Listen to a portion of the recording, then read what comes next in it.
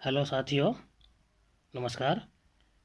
GS study in audio form के next lecture में आपका हार्दिक स्वागत है। ये हिस्ट्री का सेकंड लेक्चर है।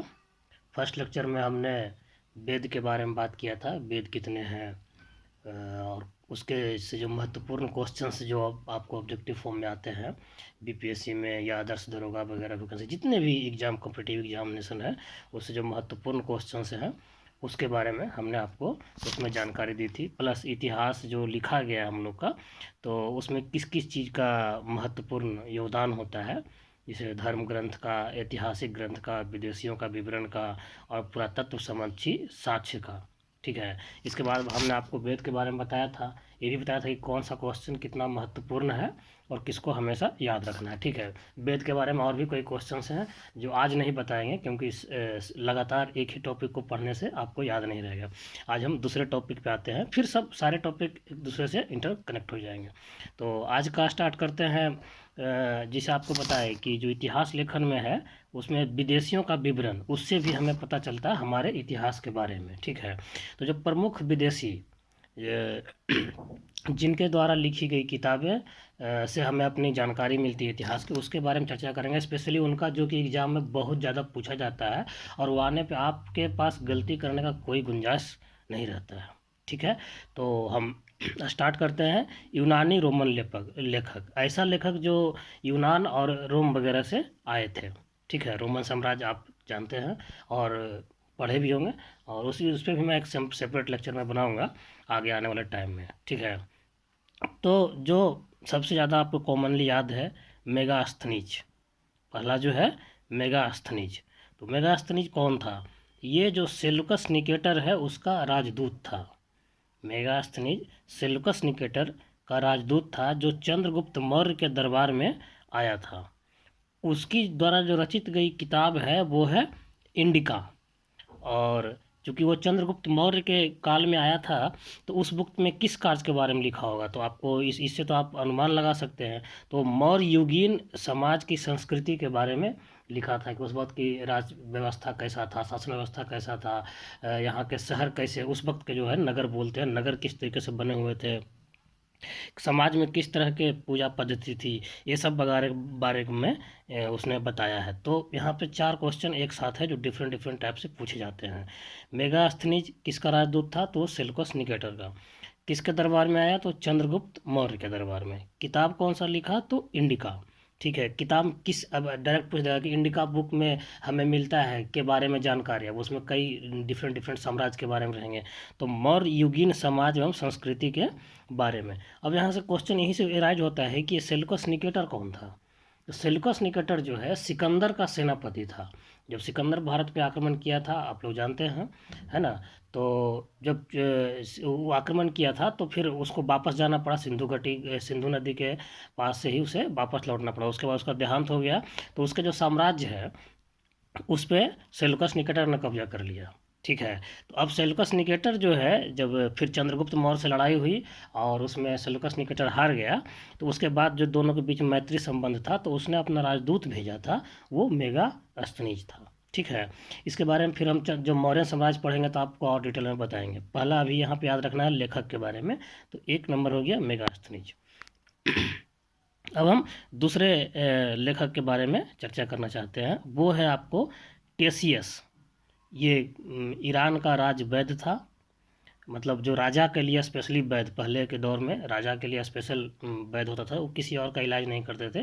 वो 24/7 उनका काम होता था कि जब भी राजमहल से बुलावा है, इनफैक्ट वो लोग राजमहल में ही रहते भी थे ज़्यादातर टाइम। तो टेसियस जो है वो ईरान का राज वैद्य था। और लेकिन इसके द्वारा जो जो भारत के जो संबंध में इसने जो लिखा है, तो उसको इतिहास पूर्णतः विश्वास नहीं करता है।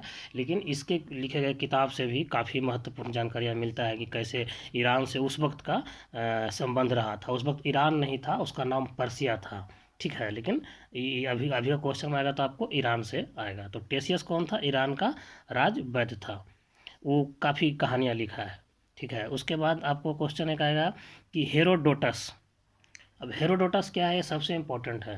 सबसे पहले तो इतिहास का पिता इसी को कहा जाता है, ठीक है। इतिहास का पिता, पिता से मतलब अब कोई फादर नहीं होता, लेकिन मतलब जो मॉडर्न टाइम में जो इतिहास लिखने की जो विधि है कि कैसे लिखते हैं, तो उसका शुरुआत बोला जाता है कि हेरोडोटस ने बताया, उसी के आधार पे आज का इतिहास लिखा गया है। तो इतिहास का पिता किसे कहते हैं, तो हेरोडोटस को।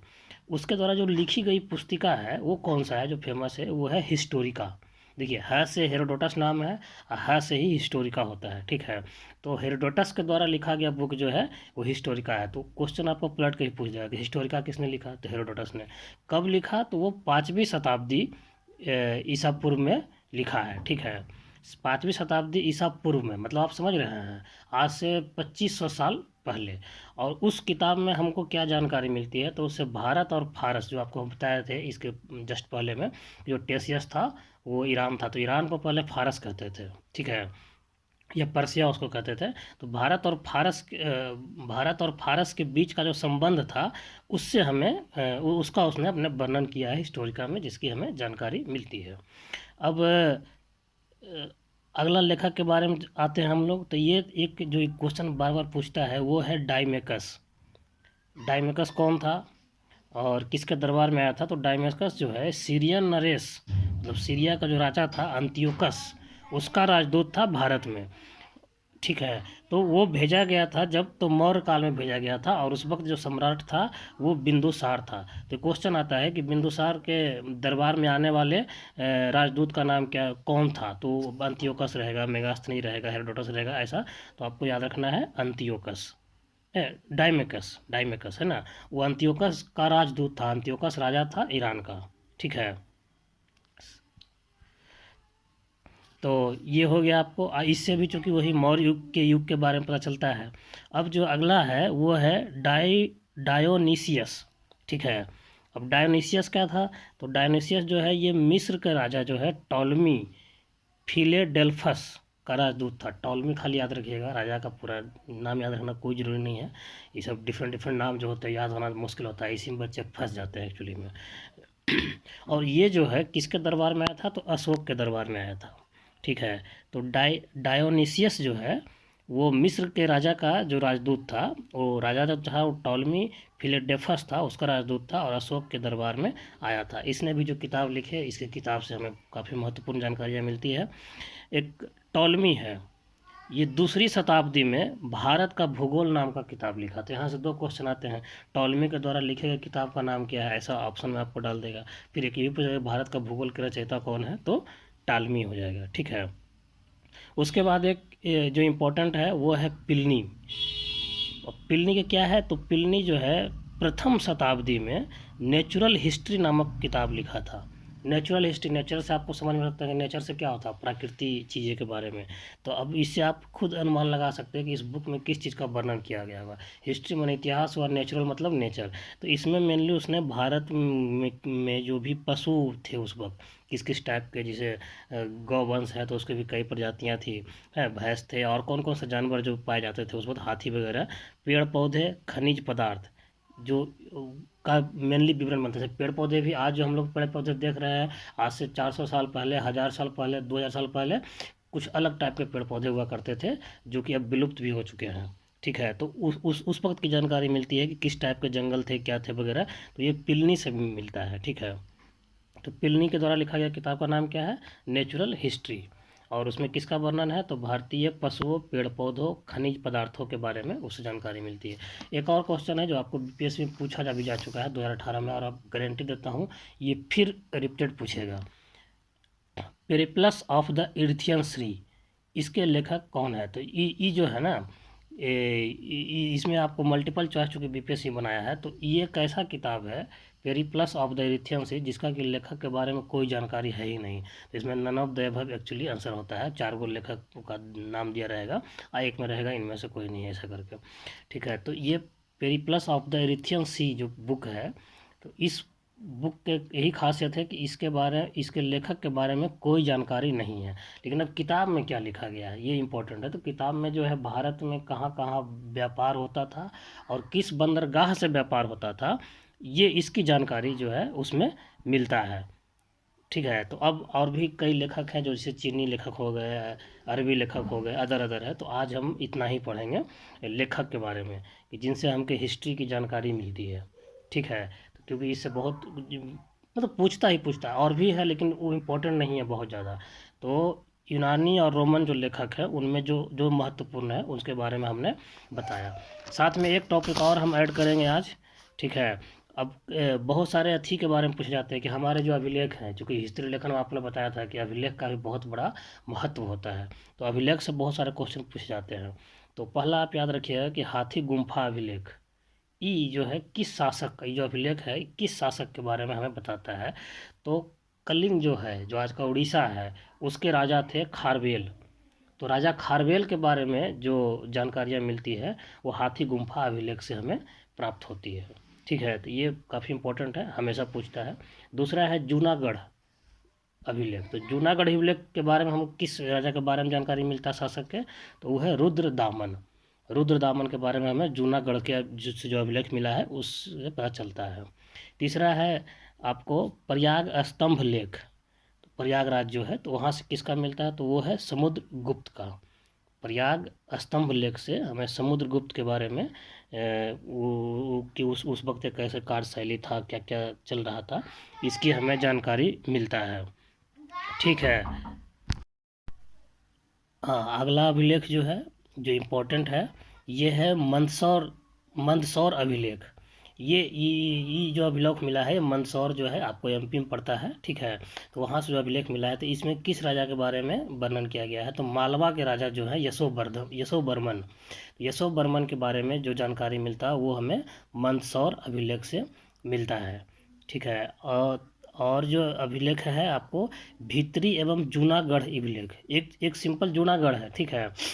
तो वो अगर सिर्फ जूनागढ़ रहेगा तो आप रुद्रदामन मानेंगे, लेकिन अगर भीतरी एवं जूनागढ़ अभिलेख रहेगा तो वो आप स्कंद गुप्त मारेंगे। इस क्वेश्चन पे हमेशा ध्यान दीजिएगा, इसलिए मैं दोनों को कंबाइंड कर रहा हूँ कि भीतरी एवं जूनागढ़ अभिलेख जो है वो स्कंद गुप्त के बारे में उसमें चर्चा की गई है। ठीक है।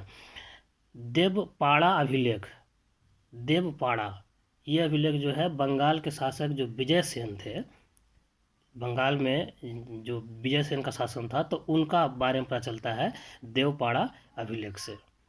अब जो है आज अभिलेख के बारे में हम इतना ही पढ़ेंगे। आपको 7 के आसपास अभिलेख हमने बताया है इस बारे में। तो 7 से ज़्यादा आपको अभिलेख एक साथ याद नहीं होंगे, और भी कई अभिलेख है। फिर जब अशोक का टाइम आएगा तो उसमें इतने सारे अभिलेख आएंगे, इसीलिए थोड़ा थोड़ा आप जानकारी लेंगे। कुछ लेखक का आपने नाम आज समझा, उसके बारे में किस किताब को लिखे हैं, क्या किए हैं, उसके बाद जो है आपने ये अभिलेख के बारे में पढ़ा। अब आपको कुछ नॉर्मल सा जीके जो है इसमें मैं ऐड करता हूँ, जो काफ़ी इम्पोर्टेंट भी है। ठीक है। कि जैसे एक इसको भी ये पूछते हैं कि जो अभिलेख है ना, तो जो अभिलेखों के जो अध्ययन करते हैं हम लोग, जो इतिहासकार उसको पढ़ते हैं, उसको क्या कहते हैं। ठीक है। तो उसको हम लोग ईपीग्राफी कहते हैं। क्या कहते हैं, ईपीग्राफी। तो अभिलेखों के अध्ययन को ईपीग्राफी कहा जाता है। ठीक। और इसके बाद जो है अब हम आपको कुछ ऐसे प्रमुख स्थल के बारे में बताएंगे, ज़्यादा नहीं, इसमें भी हम लोग 7 वो स्थल के बारे में पढ़ेंगे कि इनका जो जो पुराने स्थल थे, जैसे हड़प्पा है, मोहनजोदड़ो है, चंदहुड़ो है, ये सब जो है ना, तो किस नदी के पास ये जो सभ्यताएं मिली है, तो जो इसके बारे में हम लोग जानकारी प्राप्त करेंगे। ये भी काफ़ी महत्वपूर्ण है।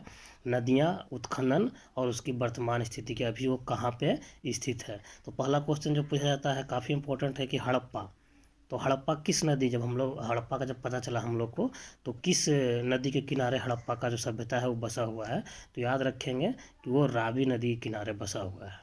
और इससे चार चार पांच क्वेश्चन पूछता है। पहला तो पूछेगा कि हड़प्पा किस नदी के किनारे मिला है, तो रावी नदी किनारे। फिर उसको मिला है कि इसके जो पता लगाने वाले जो इतिहासकार थे वो कौन थे, मतलब उत्खननकर्ता कौन थे इसको, कि किन्होंने इनको खोज की थी। तो ये दया राम साहिनी एक प्रमुख नाम है, दो नाम है, माधव स्वरूप वत्स भी है, लेकिन आप दयाराम साहनी ही याद रखेंगे क्योंकि यही मेनली ऑप्शन में रहता है। कब किया गया? तो ये 1921 में किया गया था। आज की स्थिति से अगर बोला जाए तो ये हड़प्पा का जो एरिया है जहाँ पे खुदाई मिला है वो कहाँ पड़ता है? तो आज जो है पाकिस्तान में पड़ता है। ठीक है, पाकिस्तान में एक ज़िला है मोंटगोमरी ज़िला में पड़ता है। तो मोंटगोमरी अगर याद रहे तो बहुत अच्छा है, लेकिन कम से कम इतना याद रखिए कि उसकी स्थिति आज पाकिस्तान में है। रावी नदी के किनारे हड़प्पा जो है सभ्यता बसा हुआ था। तो ये 4-5 क्वेश्चन हो गया आपको, ठीक ना। हड़प्पा हो गया, रावी नदी हो गया, उसी से रिलेटेड उसको खोज कौन किया? तो दयाराम साहनी जी ने। कब किया ये भी पूछा गया है, 1921 में। और कहाँ है अभी वर्तमान में, कहाँ पे है? तो वो पाकिस्तान में पड़ा गया। ये हमारे जो पुराने प्राचीन भारत जब हम इतिहास पढ़ते हैं तो भारत में ही आता है, लेकिन आज जो है वो पाकिस्तान में है। ठीक। अब हम मोहनजोदड़ो के बारे में पढ़ेंगे। दूसरा प्रमुख स्थल मोहनजोदड़ो। तो मोहनजोदड़ो जो है इसका मतलब होता है मुर्दों का टीला। ठीक है, कई जगह ये भी पूछ दिया गया कि मोहनजोदड़ो का मतलब क्या होता है? तो ये मुर्दों का टीला है। किस नदी के किनारे मिला है भाई? तो ये सिंधु नदी के किनारे मिला है। ठीक है, तो मोहनजोदड़ो सिंधु नदी किनारे। इसकी खोजकर्ता कौन थे? तो राखाल दास बनर्जी भी अगर आप याद रखिएगा तो चलेगा काम, क्योंकि और कोई बनर्जी किसी भी खोज में नहीं है, इसीलिए खाली आप बनर्जी याद रखिए। मोहनजोदड़ो सिंधु नदी किनारे, राखाल दास बनर्जी नहीं भूलना है। ये 1922 में, मतलब हड़प्पा के बाद 1922 में ये इसकी खोज हुई थी। ये भी जो है आपको पाकिस्तान में ही पड़ता है। पाकिस्तान का जो सिंध प्रांत है उसके लकराना ज़िला में ये जो मोहनजोदड़ो का जो इलाका है वो आज पड़ता है। ठीक है, तीसरा है चनहुदड़ो। अब चनहुदड़ो कहाँ मिला है? तो चनहुदड़ो भी सिंधु नदी के किनारे ही बसा हुआ सभ्यता था। इसके जो खोज करने वाले थे वो हैं गोपाल मजूमदार। आप मजूमदार नाम याद रखेंगे सिर्फ, ठीक है। गोपाल याद रखना पूरा जरूरी नहीं है, अगर याद है तो बहुत अच्छा है, नहीं याद है तो मजूमदार याद रखेंगे। इसकी खोज कब हुई? तो 1931। ये भी आज के सिंध प्रांत में ही मिलता है, पाकिस्तान के। ठीक ना, पाकिस्तान के आज सिंध प्रांत में ये मिलता है। फिर चौथा है कालीबंगन जो है ये जो है घग्घर नदी के तट पे पाया गया है। कालीबंगन जो है घग्घर नदी के तट पे पाया गया है। अब इसके जो खोजकर्ता कौन थे? बीबी लाल एवं बीके थापर। बीबी समझ रहे हैं ना, कालीबंगन में बीबी मिली है, ऐसा करके आप याद कर रख सकते हैं कि कालीबंगन में जो है बीबी लाल के द्वारा खोज हुआ है, घग्घर नदी के किनारे है। अब इसकी खोज कब हुई? तो ये 1953 में, मतलब आज़ादी के बाद। ठीक है, ये तीन ही सभ्यता है जो आपको पहले बताया, हड़प्पा, मोहनजोदड़ो, चनहुदड़ो। ये जो है आज़ादी के पहले खोज हुआ था। आज़ादी के बाद जो है 1953 में ये जो है इसका पता चला है। तो ये कहाँ पे है? तो ऑब्वियस ये भारत में होगा, है ना। तो ये राजस्थान के हनुमानगढ़ जिला में है, क्योंकि आपको पता है घग्घर नदी कहाँ से गुजरती है, तो राजस्थान के हनुमानगढ़ जिला में ये है। ठीक है, अब जो है पाँचवा जो है लोथल। अब लोथल जो है काफ़ी फेमस है। लोथल जो है किस नदी पे था? तो ये एक भोगवा नदी के तट पे था। लोथल जो है ये भोगवा नदी के तट पे मिला है। इसके खोजकर्ता कौन थे? तो रंगनाथ राव। कहाँ मिला है ये? तो गुजरात के अहमदाबाद जो ज़िला है वहाँ पे लोथल मिला। तो कई जगह पूछता है लोथल बंदरगाह कहाँ पे है, तो गुजरात में। कई जगह बोल लिख देगा आपको अहमदाबाद में। किस नदी पे है जी? तो भोगवा नदी पे। ठीक है, इसके बाद है आलमगीरपुर। ये जो है हिंडन नदी के तट पे मिला है। कहाँ? हिंडन नदी। इसको खोजकर्ता कौन थे? तो यज्ञदत्त शर्मा, 1958 में। ये उत्तर प्रदेश के मेरठ जिला में मिला है। ठीक है, आलमगीरपुर आप जगह का नाम जानते हो, उत्तर प्रदेश में है, हिंडन नदी के किनारे। तो अब आज के लिए इतना ही पढ़ेंगे हम लोग। इसका एक बार रिवीजन मान लेते हैं। कौन सा था जी? हड़प्पा रावी नदी, मोहनजोदड़ो सिंधु नदी, और चनहुदड़ो सिंधु नदी, कालीबंगन घग्घर नदी, और लोथल भोगवा नदी। ठीक है, पहले ये याद कर लेना है, उसके बाद डेट हमने आपको बता रखा है। अगर आपको याद ना हो तो दोबारा उसको आप सुन लीजिएगा। तो आज के लिए इतना ही, क्योंकि एक दिन में बहुत ज़्यादा आपको याद नहीं होगा। ऐसे तो आपको पढ़ा हुआ ही है, रिवीजन करने के रिवीजन इससे आपको हो जाएगा। तो मिलते हैं आपसे नेक्स्ट लेक्चर में, जिसमें हम आपको पहला लेक्चर में वैदिक पढ़ाए थे कि वेद कितने हैं, क्या क्या है। अब हम आपको वैदिक सभ्यता के बारे में डिटेल से बताएंगे। तब तक के लिए आप सुनिए इस लेक्चर को ठीक से, और हम मिलते हैं नेक्स्ट वीडियो में। तब तक के लिए धन्यवाद।